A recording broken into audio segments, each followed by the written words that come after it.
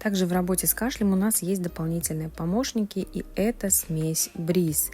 Она очень здорово снимает отечность, подсушивает слизь, убирает влажный кашель и выводит мокроту. Применять можно разными вариантами.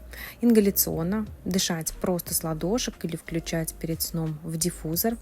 Также использовать в разведении, как у меня на видео, в роллере пройтись по точкам и сделать легкий массаж крыльев носа, межбровной части, пазух и просто нанести небольшое количество прям на переносицу.